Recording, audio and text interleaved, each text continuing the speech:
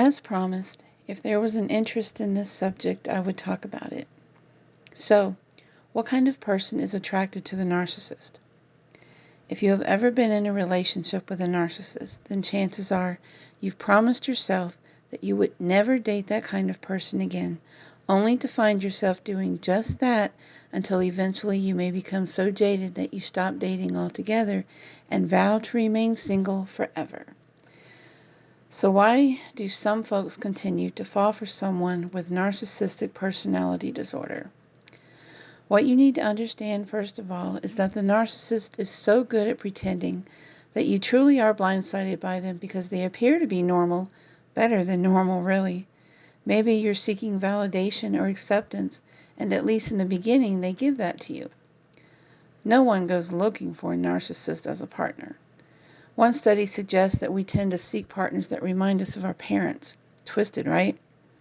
But they say if you were abused as a child or fought for approval from your parents, then as an adult, you might seek out a partner that gives you that. Again, in the beginning, the narcissist does just that. The study also suggests that when they start to behave badly, when the abuse begins, whether verbal, emotional, or physical, you might see it as normal because that's the only blueprint you have to go on. So you figure it's up to you to figure out how to navigate rather than get off at the next exit.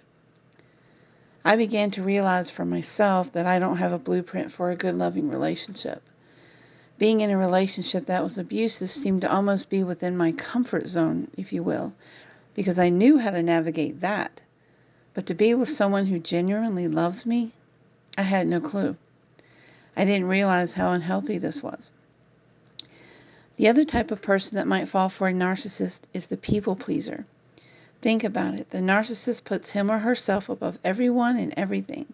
So they often seek out kind-hearted, giving people that are more than willing to let their own needs slide in order to meet theirs.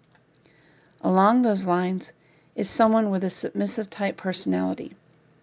This part might be a little dark for some of you, but it's a world that I used to belong to, and that's the BDSM community. I am no longer a part of that world. However, I became entangled with several narcissists in that world. And it makes sense, doesn't it? The narcissist wants to please only themselves, and someone with a submissive personality is all too happy to let them, all too happy to literally be an object for their use despite the damage that is being done to their own well-being and sometimes their lives and finances. Everyone in the BDSM community is not like this, so don't get me wrong here in what I'm saying. But it does happen frequently as so-called alphas or quote-unquote dominants seek out their prey. So how can you avoid being taken in by a narcissist? Know what you want in a partner. Know what you need. Write it down. Seriously. Get a notebook and think about the traits you need in a partner. Do you need love? Do you need attention? How about respect? Do they need to be understanding of your job, your children? Do they have to like sleeping with a fan on? Do you need them to like sleeping with a light on? Or maybe you like it pitch black and quiet. Laugh, but it's those little things that add up. Another way to avoid a narcissistic relationship is to stop trying to fix folks. That's not your job. In any healthy relationship, we cannot be responsible for a partner's mental or emotional well-being. Sure, we can be a shoulder or an ear, but ultimately they have to be responsible for their own growth. What behaviors do you find acceptable and which ones do you not? Write it all down. Now, if you have communicated all of your needs and he or she still does not fulfill them, if you have set boundaries in the relationship and they continue to cross them, it's time to move on. These behaviors are unlikely to change, and you cannot change them.